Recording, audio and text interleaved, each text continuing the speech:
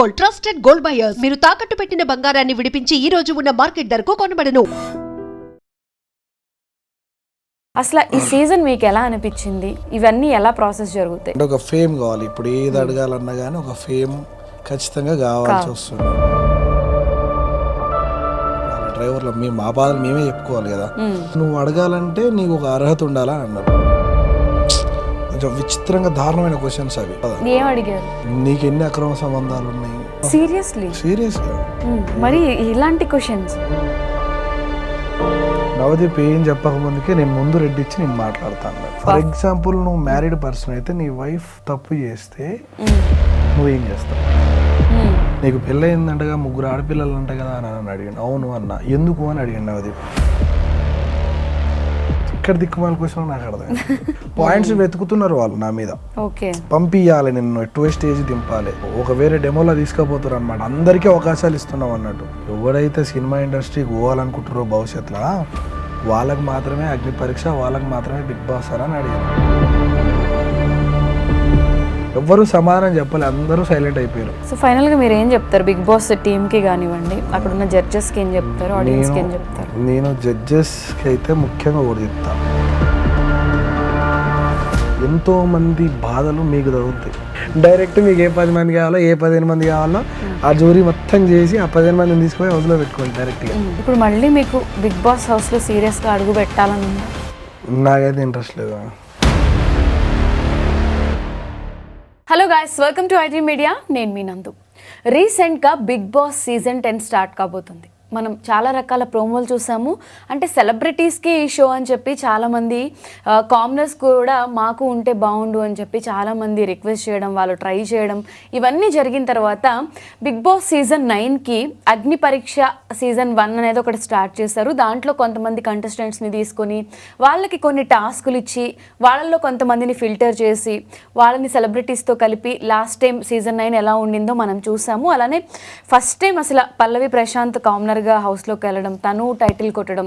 So last season కూడా మనం చూసుకున్నట్టయితే కళ్యాణ్ పడాల చాలా కామనర్గా వెళ్ళి తను టైటిల్ కూడా విన్ అయ్యాడు. ఇప్పుడు అదే హోప్స్తో చాలామంది, అంటే ఇన్స్టాలో యూట్యూబ్లో ఫేమ్ ఉన్న వాళ్ళు, బిగ్ బాస్ మీద ప్యాషన్ ఉన్న వాళ్ళు, అంటే కెరియర్ ఇంకొంచెం డెవలప్ అవుతుంది, మన ప్రొఫైల్ బిల్డ్ చేసుకోవాలని ఇష్టంతో, ప్యాషన్తో చాలామంది బిగ్ బాస్ అగ్ని పరీక్ష సీజన్ 2కి అప్లై చేశారు. అసలు ఈ ప్రాసెస్ అంతా ఎలా జరుగుతుంది, దీంట్లో ఎంతమంది అప్లికేషన్స్ వేసి ఉంటారు, ఎన్ని ఫిల్టర్ అవుతాయి, అసలు ఈ గందరగోళం అంతా ఏంటి, లోపల ఏం జరుగుతుంది అనేది చాలామందికి తెలియదు. అసలు ఈ ప్రాసెస్ గురించి మనతో పాటు డిస్కస్ చేయడానికి ఆ ప్రాసెస్లో ఆర్కే వ్లాగ్స్ అనే ఒక పర్సన్ని సెలెక్ట్ చేస్తారు. సెలెక్ట్ చేసిన తర్వాత ఆయన ఒక 3-4 డేస్ ఆ టీంతో ట్రావెల్ అయ్యారు. అసలు ఆ ప్రాసెస్ ఏంటి, అసలు ఏం జరిగింది అనేది ఆయన్ని మాట్లాడి తెలుసుకుందాం. నమస్తే ఆర్కే గారు. నమస్తే అండి. ఆర్కే గారు, ఎంత ఇంట్రడక్షన్ ఎందుకు చెప్పాల్సి వచ్చిందంటే బిగ్ బాస్ అగ్ని పరీక్ష అనేది కామనర్స్కి, ఎందుకంటే నార్మల్ పీపుల్కి ఫేమ్ అంత ఈజీగా రాదు. సో బిగ్ బాస్ అనేది చాలా పెద్ద ప్లాట్ఫామ్ కాబట్టి దానికి వెళ్తే మనల్ని మనం రిప్రజెంట్ చేసుకోవచ్చు, ఇంకొంచెం ఫేమ్ తెచ్చుకోవచ్చు, ఇలాంటి ప్యాషన్తో అందరూ ట్రై చేస్తూ ఉంటారు. అసలు ఈ సీజన్ మీకు ఎలా అనిపించింది? ఇవన్నీ ఎలా ప్రాసెస్ జరుగుతాయి? బేసిక్గా నేను బిగ్ బాస్కి వెళ్ళాలనుకున్న ఒపీనియన్ వేరు. పర్సనల్ హోప్ తోటి అయితే పోలే. నేను ఇదివరకు మీరు చూసినట్టయితే నేను నా ప్రొఫెషన్కి తగ్గట్టుగా చాలా ఫైట్స్ చేసిన. నేను మాకు కొన్ని యూనియన్స్ కావాలి, గవర్నమెంట్ తోటి కావచ్చు, స్ట్రైక్స్ చేయడం, ధర్నాలు చేయడం, లీడర్స్ని కలవడం, ఇవన్నీ చేసిన తర్వాత ఎక్కడ చూసినా కానీ అడిగేవాడికి ఒక అర్హత ఉండాలి, అప్పుడే ఎవరైనా పట్టించుకోరని అన్నారు. అంటే ఒక ఫేమ్ కావాలి. ఇప్పుడు ఏది అడగాలన్నా కానీ ఒక ఫేమ్ ఖచ్చితంగా కావాల్సి వస్తుంది. సో దాని మధ్యలోనే ఇది అనేది వచ్చింది సడన్గా. అంటే నాకు కావాల్సినవి ఏంటంటే, ఇప్పుడు ఫర్ ఎగ్జాంపుల్ ఆర్టీసీ డ్రైవర్స్ ఒకవేళ డ్యూటీలో ఉన్నప్పుడు చనిపోతే గవర్నమెంట్ వాళ్ళని ఆదుకుంటుంది. సో లారీ డ్రైవర్స్ అనేది కూడా దేశానికి 3వ ఎన్నుముక్క లాంటి వాళ్ళు. సో రవాణా సౌకర్యం ఏదైనా కానీ ఒక్కరోజు ఆగిపోతే దేశం అయిపోతుంది ఈజీగా. కానీ నేను కొంతమంది డ్రైవర్లకు హెల్ప్ చేసిన. నేను ఫర్ ఎగ్జాంపుల్ చనిపోతే నాకున్న వీడియో ఇన్ఫ్లుయెన్స్ తోటి హెల్పింగ్ వీడియోస్ చేసి వచ్చినంత వాళ్ళ కుటుంబానికి వేయడం, వాళ్ళకు పంపించడం, ఇలా చేసిన. కానీ ఎంతవరకు చేయాలి ఇది?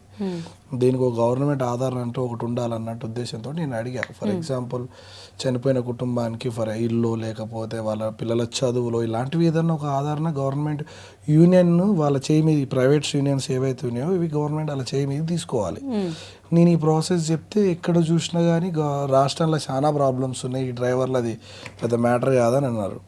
ఇంకోటి ఏంటంటే ఇంకా స్ట్రైక్స్ చేసినాం, గట్టిగా చేసినాం, చాలా ప్రయత్నాలు చేయంగా అడిగేటోడు ముఖ్యమైనోడు ఉండాలంట. మరి మా గురించి అడిగేటోడు ఎవరు రాలే, డ్రైవర్లు మా బాధలు మేమే చెప్పుకోవాలి కదా. సో నువ్వు అడగాలంటే నీకు ఒక అర్హత ఉండాలని అన్నారు. ఈ గ్యాప్లో బిగ్ బాస్ సీజన్ 10 అనేది వచ్చిందనమాట. ఓకే, నన్ను చాలా మంది ఇది చెయ్యి, ఇది చేస్తే బాగుంటుంది, నేను అప్పటికి చెప్పినాను మనల్ని తీసుకోరు, అదంతా వేరే ప్రపంచం ఉంటుంది, మనల్ని తీసుకోరు వాళ్ళని చెప్పంటే లేదు ఒకసారి ట్రై చేయడం, ప్రయత్నం కదా చేసేది. 1 minute వీడియో చేసి పెట్టాను నేను.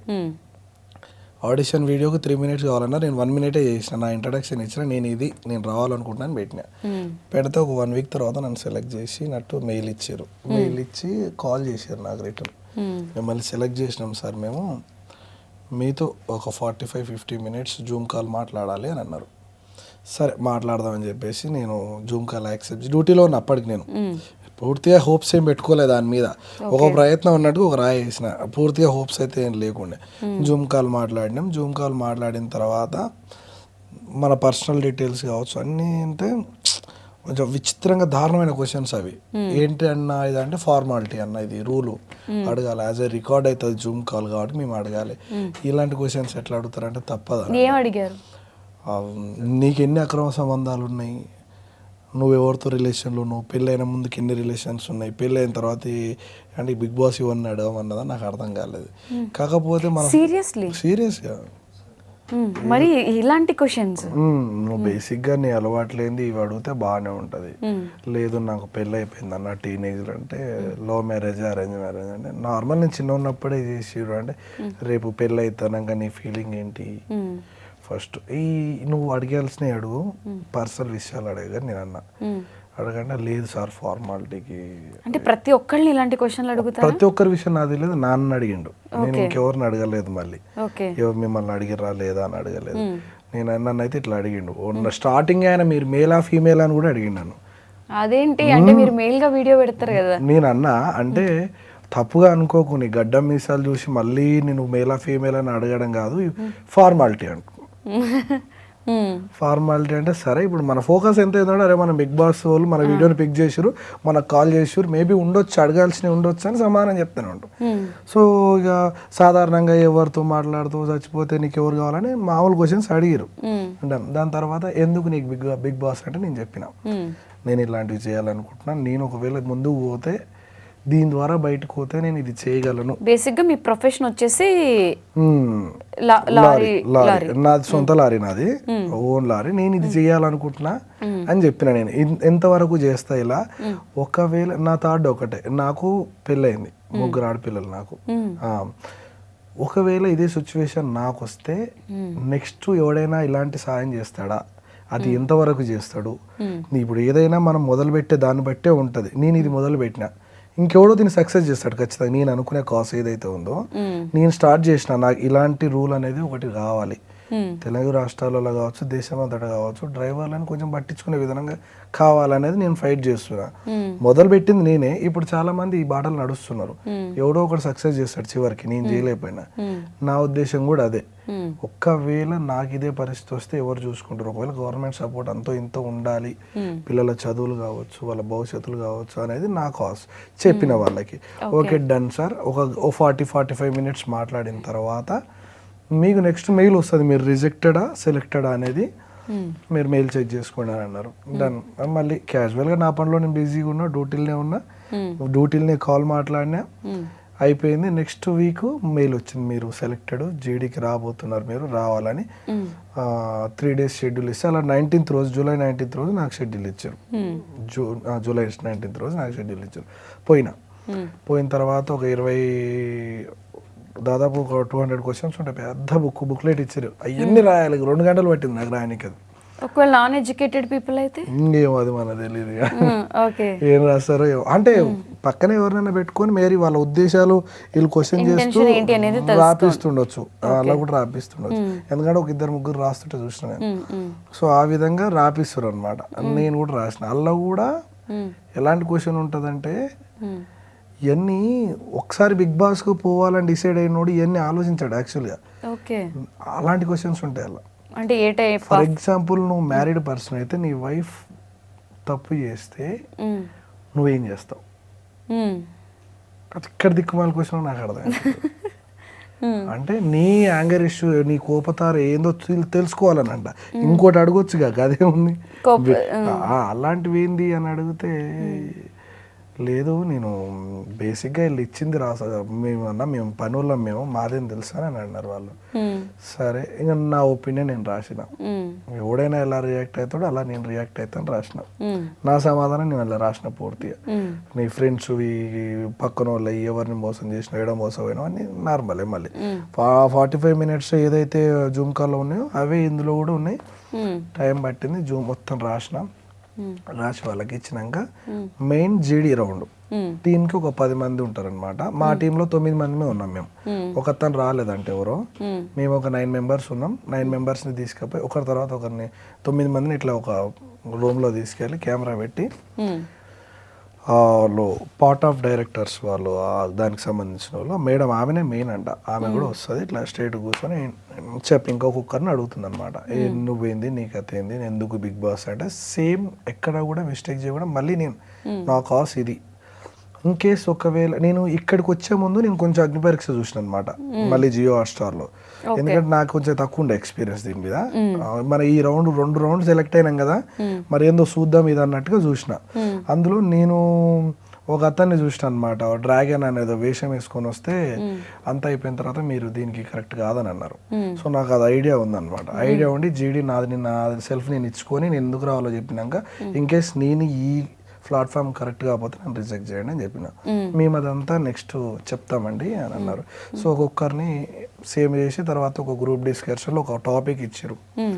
అంటే ఎవరి వాయిస్ ఎంత ఉంటుంది, ఎంతవరకు ఆర్గ్యూ చేయగలుగుతారు అనేది ఒక టాపిక్ ఇస్తారు, అందరికి ఇస్తారు. అది మాకు హ్యూమన్ రైట్స్ యానిమల్స్కి ఇస్తే ఎలా ఉంటుంది, ఇవ్వచ్చా ఇవ్వద్దు అనే టాపిక్ మీద ఇచ్చారు. అలా చాలా మంది ఇవ్వచ్చని, నేను ఇవ్వకూడదని అన్నా. కొంతమంది ఆర్గ్యూ అయిపోయింది. అది ఏంటి చెక్ చేయడానికి వీళ్ళు వాయిస్ రైజ్ చేయగలుగుతారా చేయరా అనే దానికి. కానీ ఇంట్రడక్షన్ మెయిన్.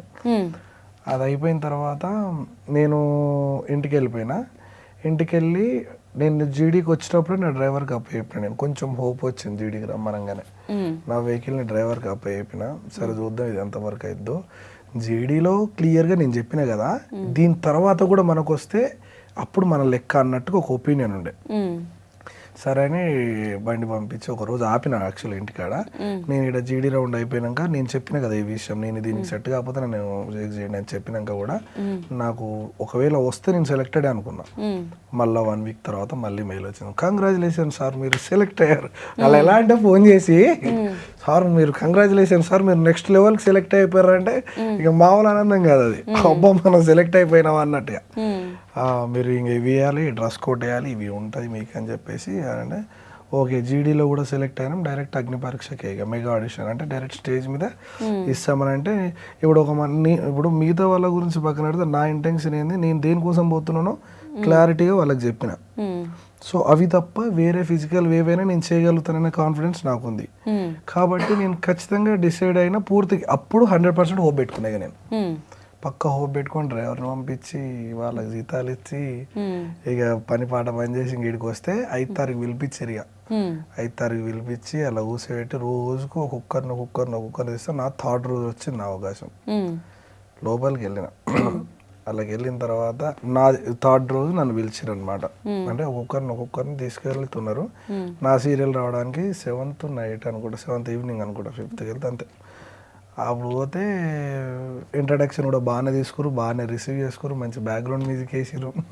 లోపలికి వెళ్ళిన తర్వాత సో నువ్వు ఏంటంటే నా పేరు, నా సెల్ఫ్ ఇంట్రడక్షన్. జడ్జెస్ వచ్చేసి ఇప్పుడు నవదీప్, అలానే బిందు మాధవి, అభిజిత్ ముగ్గురు, శ్రీముఖి అంతే.